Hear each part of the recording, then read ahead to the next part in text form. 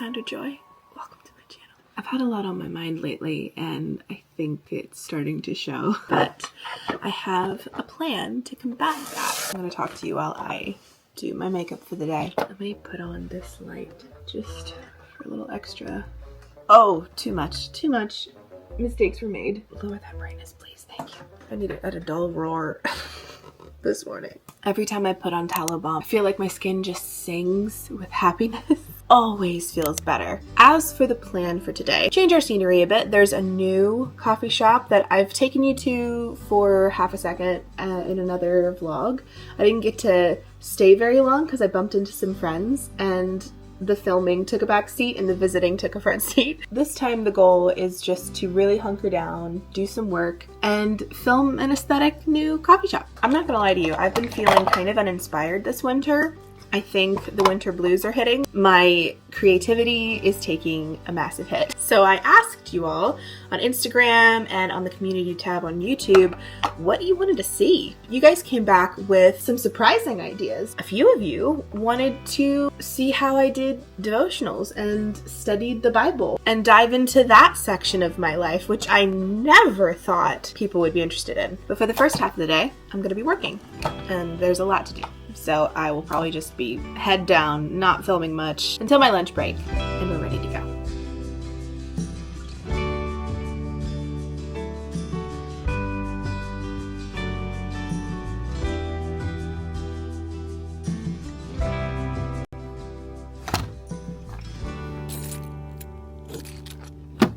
It's a little chilly.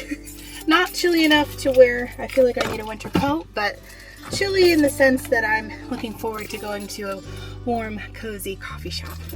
Also, what do we think about my sweater? I know it's hard to see with the seatbelt on, but this is from Grey Bandit. I have a green one that you've seen me wear a lot of times. I loved it so much, but their sweaters are pretty pricey. Then I got a notification that they were having a sale. So I went online and grabbed one in pink. It's perfect for spring because it's still chilly here, but I also thought it would be the perfect color for the month of February. I don't celebrate Valentine's Day because I'm single, but doesn't mean I can't hop on the color scheme. Then I decided to wear this hat I got from Walmart. It was such a random purchase, but I really loved the pastel colors a lot, and it ended up being a perfect match for the sweater. So I'm gonna see how I feel about it. I'm gonna wear it out, give it a test run, and we'll see how we go. It's very comfortable and seems to be well made, so there's that. It keeps my hair back at the very least, and I seem to have a good head for hats, which is probably why I love to wear them.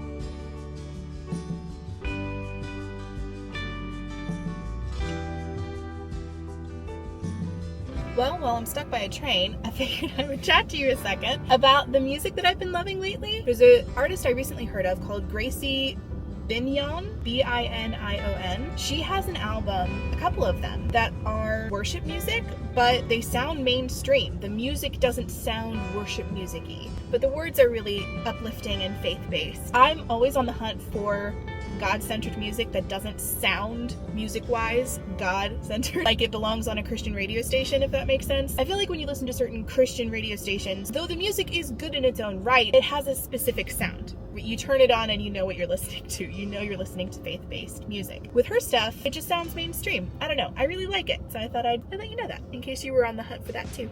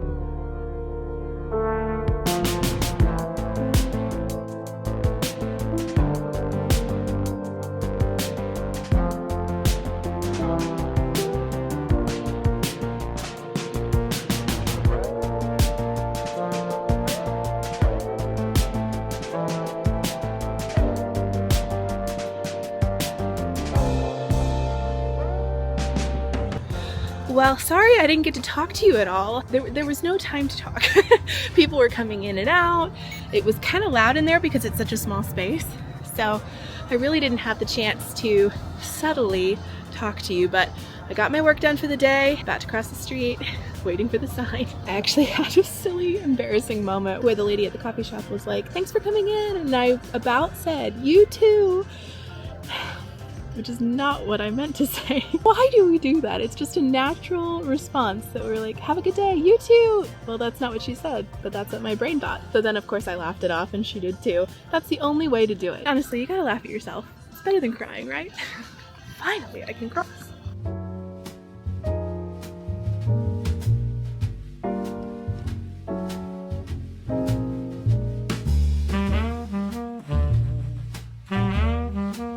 I somehow did not lock my car, so I'm gonna check the trunk because, you know, it never hurts to check, right?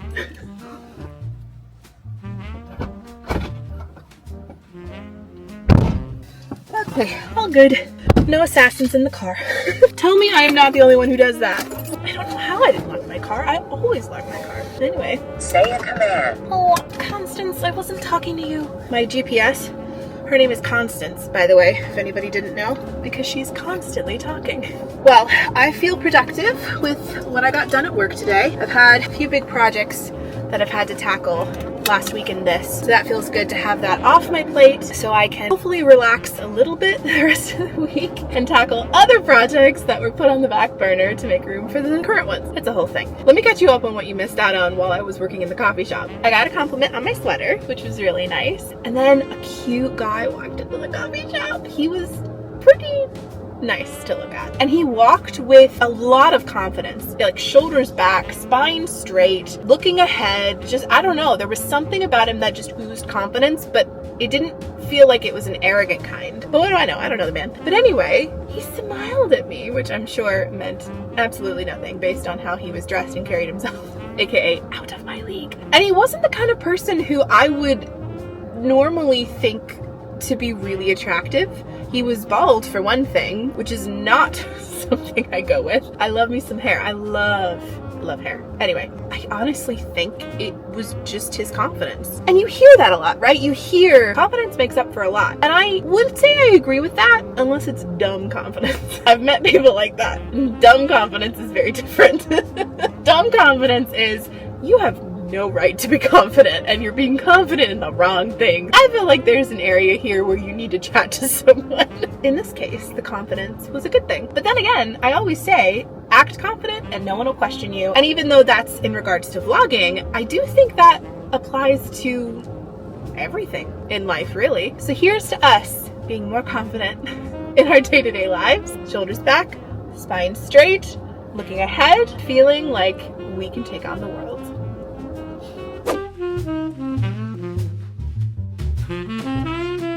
Hello loves, it's a week later. Basically, I'm in the middle of editing this vlog in real time and got to the footage of everything I shot after the coffee shop and disliked everything. So I'm gonna refilm it. However, everything behind me is a little bit of a sneak peek. You all came along in a vlog I filmed a couple days ago and helped me put this little crafty corner together. That vlog will be going live after this one, so definitely make sure you've got your notification bell on so you don't miss it. But today's topic of conversation is something a lot of you requested. We're going to talk about devotionals. And if this is a complete foreign thing to you, no worries at all. You've probably heard of reading the Bible. Well, the Bible can sometimes feel really intimidating. You don't know where to start. You don't always understand what you're reading. Devotionals are a way to help make the Bible a little bit more understandable, puts a lot of things into context, pulls lessons and heart-challenging things from scripture, but puts it in a format that's a little bit more digestible or educational. But the devotional I'm going to talk about today is perfect for the people who either are beginners and don't know where to start, or feel like they have no time to dedicate to really sitting down and studying. You want to spend time with God, you want to make that a priority, but maybe you work 60 hours a week, or maybe you're a parent with littles and time to spare is a rarity these days. Whatever the reason,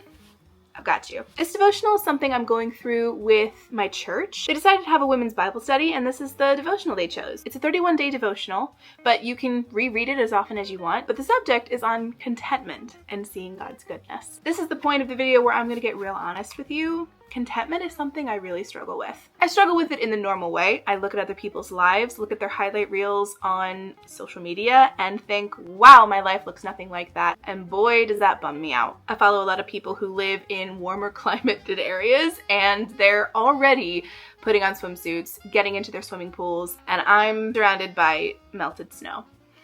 But I also struggle with it in a way that not a lot of people talk about, and that is discontentment with how my life looks now versus how it looked before. And before can be any time in the past. For me, I've been mostly rewatching summer vlogs that I've filmed, looking not only at the weather and just craving that warmth and sunshine, but also looking at how my body looked then and feeling low about how that's changed. Which is why I've really enjoyed this devotional. Personally, because I've been digging into a lot of deeper devotionals that are not quite as surface level. They involve a lot more homework on my part, a lot more studying and wrestling with the subject matter. This feels very beginner friendly to me. I'm still getting quite a lot out of it, but it's just different. Hopefully that makes sense. But let me show you how beginner friendly it is. There's 31 entries in here, right? Every single entry is a page and a half. That's it for every day. So doable, so approachable. But if you're anything like me and you get bored really easy, here's what I do to make it fun and a little more crafty. Let me introduce you to my bog bag. This originally was intended for poolside hangouts, adventures on the beach. It's silicone, so it will wash off easily. I was expecting to put my towel in here, my Kindle or my sunglasses, you know, all of those summer essential things. And somehow, during the off season, it has become my scrapbook tote. All of my scrapbook supplies are in here, which is great because it's easily portable. I can take it from spot to spot, and it somehow has worked its way into my devotion time. Let me change up the camera angle and show you what I mean. So for devotionals like these, they don't offer a lot of note-taking room. Now that could be easily remedied by a notebook, right? You can write all of your thoughts, prayers, struggles in here. But for me, that feels hard to keep track of because what if I want to find my notes for this devotional, but I can't find the notebook I wrote it in? So what I've done with a lot of these pages is put in scrapbooking sections right into the page. I use washi tape, so it's very gentle. I can remove it if I want to. I also like to annotate a bit. I don't go crazy. A lot of people use everything from sticky tabs and highlighters, and I'm not opposed to that, but personally, just for this devotional, I've decided to underline and write my thoughts into the margins as I go. Another thing I like to do is utilize this. You may not have heard of this company. It's called the James Method, and it does something really cool. It allows you to verse map. If you're asking what in the world is verse mapping, you're not alone. That was exactly what I asked when my friend Ashley turned me on to it. She discovered this first and got me kind of hooked on it. Sometimes when you're reading a Bible verse, it can feel very surface level or repetitive. Maybe you've heard this Bible verse 1,000 times growing up, but the meaning of it and the message behind it has sort of been lost over time to you. Or maybe it's a verse that you don't understand at all and can't figure out what it means. That's where verse mapping comes in handy. You put the Bible verse in this big circle and you pick out words from the verse to map out. So you'll put a word here, here, here, here, here, here.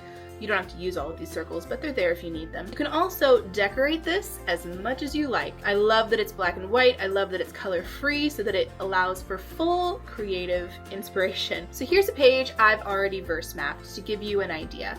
So the verse I put here and then plucked words from the verse to look into a little deeper. So I chose faith, assurance, and hope. I put the reference to the verse up here, and then down here it has a few prompts. It says, I'm reading this upside down, so forgive me if I get it wrong. Who wrote it?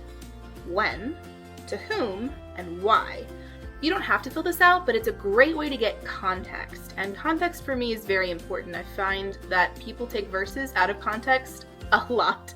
And if I want to feel like I know what I'm talking about, I need to know what the context is. You can put a different translation here and compare the two, see what words are different. Over here is a cross-reference section, so you can find other verses that correlate this one or speak of the same thing. You can also write how this verse shows the view of God or the view of man and self. I've covered this section up here because this is a reflection section, and I've put some of my personal thoughts here. But it's just a way to sort of bring it all together. I don't do this all the time, but when I do, I get a lot of use out of it. It's not a tool you necessarily need, but I wanted to mention it just in case you found it helpful. Now let's move on to the scrapbooking section, which I'm sure you all are eager about. I'm going to show you some of my favorite go-to tools, not just for devotionals, but for scrapbooking at any time. The first are these pens. I clearly have used quite a lot of them. They're all scattered around my loft in different areas, but you get the idea. There are a rainbow of 15 color options, and the best part is that they are erasable. These have come in handy so often, I can't even tell you. I use these for work every single day because I am definitely not perfect. And I make a lot of mistakes, like all the time. But pencils are so boring and they don't have a lot of color options, and this marries the two. I've also got a lot of washi tape options. I don't use most of these, but they're there if I need them. These two I bought at Hobby Lobby eons ago. They're so old, and the lack of stickiness they have definitely proves that. These I use most often. They're from Hobby Lobby, and they came in these 5 colors. Very pretty. I like the width of them. They seem to hold a good amount more than the teeny tiny thin washi tape. Pens I like to use. These acrylic markers are so cool. They're metallic. Then I also have these 3 black pens. They're all different sizes. This is a 0.5, 0.3, 0.1. So if I ever want to sketch or write something or whatever, I have the option with these black pens. They're so nice. They glide on perfectly. Now for paper, I have so many. Some of them have been bought recently, some of them I've had for forever, but these are the ones I have and use most often. This one is called Sun Bleached Floral. It has all of the pretty floral patterns. I use this a lot. This is called Pretty Petals. Again, just kind of vintage floral patterns. This is ancient. I've had this forever. Florals on one side, simple patterns on the other. And then these I used to use all the time. They're just matte brown paper with gold foil. Kind of cool. There are so many other tools I could show you, but I don't want to overwhelm you. Those are the main ones that I utilize. And if you're curious about anything else that I use that I haven't mentioned or I mentioned before and you couldn't find the link, I have an arts and crafts section on Amazon that I will put in the description box. A lot of these items or dupes of them are available there. In addition to devotionals, something else I like to do is have a prayer journal. Now, before you feel really overwhelmed and slightly impressed, I am terrible at keeping up with this. I'm very sporadic. Honestly, most of the time, I put down thoughts or conversations with God in my phone, and then I will put them over here later. I don't hardly ever do this in the moment. But it's fun to do it that way because I can scrapbook based on the vibe of the prayer. So let me show you a few blank pages that I've pre-done. Here's one. Here's another. All of this is the paper I showed you and other things I got from Hobby Lobby. Here's another one. There's no wrong way to do this, honestly. Just pick stuff you like, pick stuff that makes you happy, and go nuts. Okay, now on to devotionals. If for whatever reason the contentment devotional doesn't sound like something you're interested in, I have others that I would recommend. Honestly, anything by Lisa TerKeurst. She does such a good job at marrying easy to understand subject matter while also challenging you to dig a little deeper, to wrestle within yourself your opinions on a certain subject or part of the Bible. And that's just a personal thing for me that I like. I don't want to be spoon-fed. I want to be challenged. And for anybody who feels like wrestling sounds a lot like doubt and you feel a lot of guilt about that, just know that God and I have had some very open and frank conversations about what I don't understand. A lot of why questions have been asked. And I don't think that's a bad thing if the purpose is to search and understand. If you're just mad for the sake of being mad and you're looking for an excuse to leave your faith, I don't know if that's quite healthy. But if you're genuinely open to knowing the answer, the God I know wants you to wrestle with it, wants you to talk to him. Even if you don't get the answers right away, if you're actively seeking and you're actively asking and you genuinely want to know an answer to something, God finds a way to tell you the answer.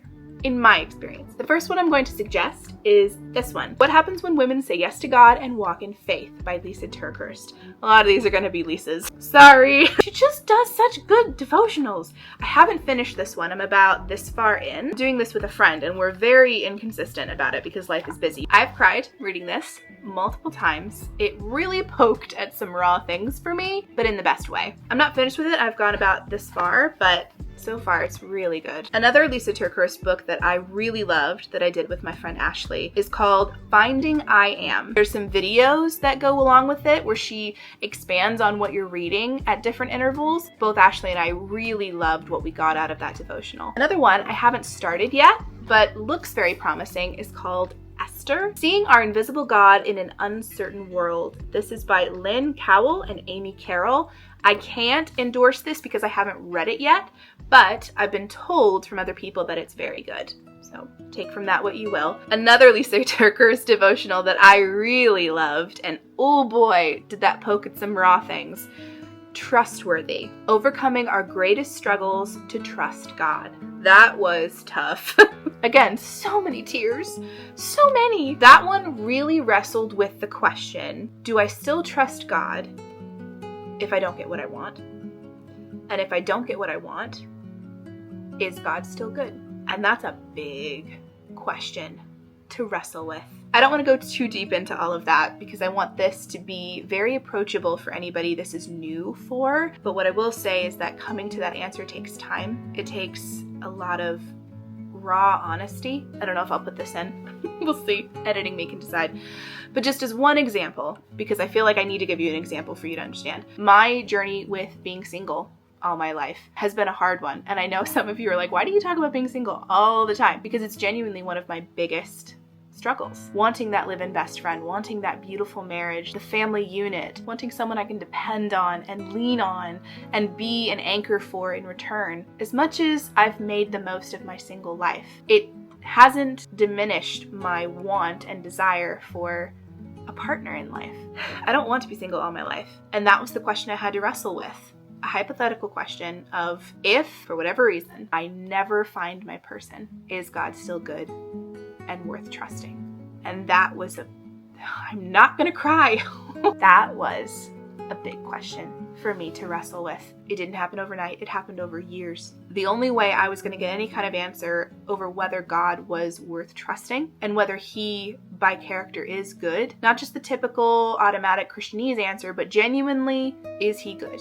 Is he worth trusting? The only way I was gonna get an answer to that was by learning who God is, by learning more about his character. And I could only do that through reading the Bible and studying it. Because believe it or not, I am not a theologian. I am not the smartest person in the world. I need structure. I need a roadmap to follow. And then I dig on my own after the fact, after someone points a flashlight down a tunnel and says, go that way. Anyway, I hope that wasn't too confusing or overwhelming. I tried really hard to simplify everything into something that was super digestible and understandable. This is just the tip of the iceberg. There's so much more, but hopefully this kind of stuff will help you get started. And this kind of stuff will make it fun. I will do my best to link everything I mentioned or dupes of everything I mentioned in the description box. Hopefully you had fun. And hopefully this isn't too much to edit. I have talked for 40 minutes. Oh no. Anyway, thank you so much for being here and spending the day with me. I so appreciate you showing up every single week to hang out with me. Anytime you guys want to talk about God stuff, I am down for that. I love that you guys are interested. I love that this is something you wanted me to talk about in the first place. And I would love to do more if you want. So let me know that in the comments. If you're new and haven't done so yet, please make sure to subscribe and hit that notification bell so that you never miss a future video from me. And I will see you in the next one. Love you guys. Mwah. Bye.